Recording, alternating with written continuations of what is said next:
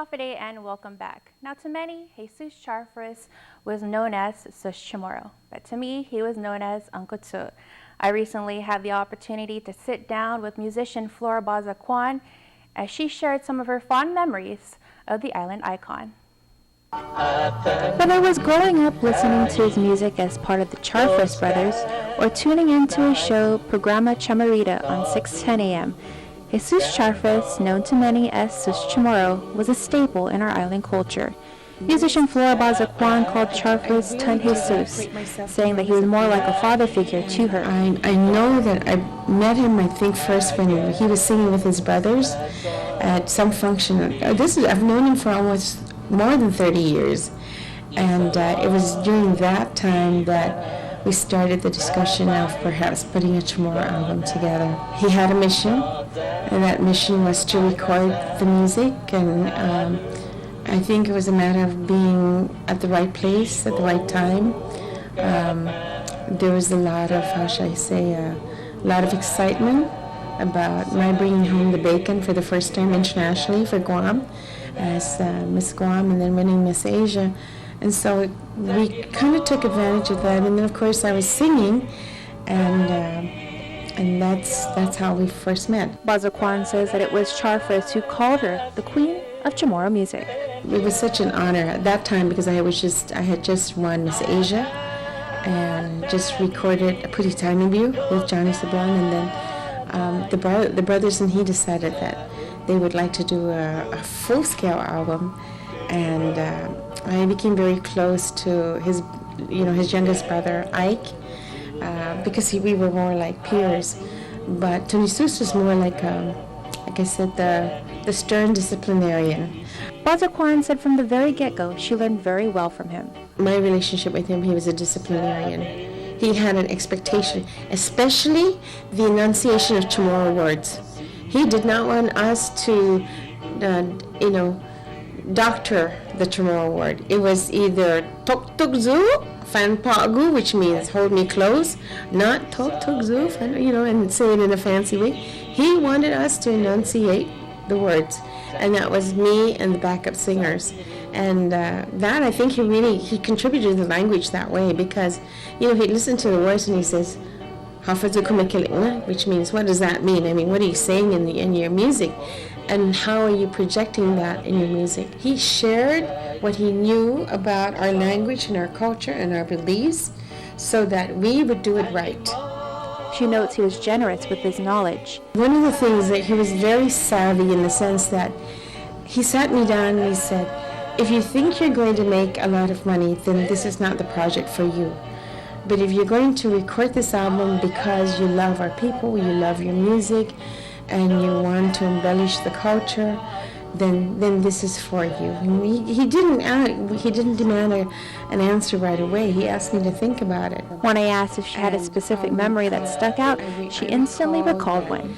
We had to take our whole band, the backup band, and we went and took everything, and I had even the backup singers. I think my sisters at the time were with me, and we performed at the Guam Memorial Hospital for the sick. And of course, when people are at the hospital, not everybody wants to hear the drums and the bass, so we had to go perform on the roof. But he was generous in that way. It didn't matter where we needed to perform. It mattered that the mission was accomplished. Of course, she fondly remembers her time at the studio that she notes was magical. The people would come in and out of the studio because it was a little studio in Chalampago, their house. I think Ike lives in that house, and it was like a basement, and Uncle Tote used to come over there. I think J.D. Crutch at the time used to come over here. A whole bunch of people would come. Mike Crisosto, Mike Smith, all the various musicians, and he never turned anybody away. As for how she would describe Charfris, your uncle Sus Chamorro and his brothers were very generous in the sense that they shared some of the songs that they wrote and had me incorporate, like Fanhongi Fino Anghit.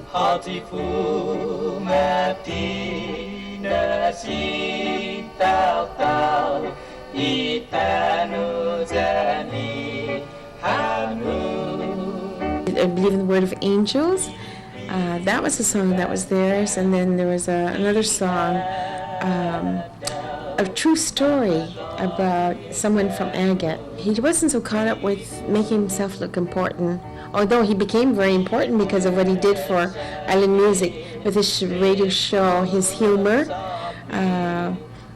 He's the kind of person where he walks into the room and you respect his presence because he stood for something that was unshakable. He was able to not only get the music, not only was he able to produce the music, even before I came on board, he and his brothers, you hear about the brothers, the Charfers brothers, and I think the Delgado brothers and several. The fact that he and his brothers started writing music to perpetuate the culture, to perpetuate, what we stood for as a people, what our lifestyle was like, and then to carry it on into his radio shows. And now we have the continuation of the Chamorro shows, not only on radio, but also I think sometimes on TV. Maybe you do a part of that too, Joan. He's not only an icon for Chamorro music, he's also an icon for the language. He's an icon for a lot of the beliefs that we have. And to be specific, respect, dignity for the people. Not ever having to apologize for who you are, what you look like, and what you stood for. Jesus Chamorro was a man in his own strength and in his own belief. And he was not ever afraid to say that he was a proud Chamorro.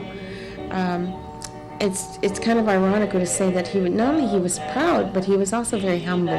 He wasn't the kind that say, "Oh, here, I'm Jesus Chamorro, look at me." He had a way of coming to the room, and people respected his presence. Bazaquan's praises were not only for Charfres, but also for his wife Sylvia. I can't help but think of his wife Sylvia. Sylvia wore Tony Sousa's love very well. She was a very lovely lady. And when you look at Tony Sous, he really had great taste because she's a beautiful woman. And I'm sure you agree with, and a lot of people. And his brothers also respected him. In May of last year, the University of Guam conferred an honorary Master's in Micronesian Traditional Knowledge to Charfres for being a pioneer of the Chamorro cultural renaissance. At this hour, a resolution is being presented to the family by Senator Ben Pangilinan, recognizing and memorializing the life and contributions of Charfres. Tony Sus, inagradeci tori bidamo para ito Guan and tori toto Marianas, then tori mani ekungo gi stasyon Chamorro dan tori musika dan tinigi mizu dan mani lumo. Kulo na guahos ni familia ko, agradeci hava bidamo para guahos ni familia ko.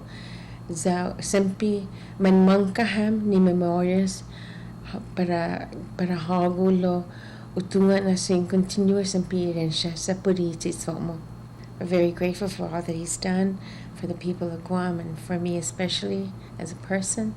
But I know that because of what he's done, the culture and the legacy will continue. And I'm very grateful for what he's done. Now I'm almost certain that Uncle Tut, my father-in-law, Uncle Tote Cunningham, and their father are up there making some great music.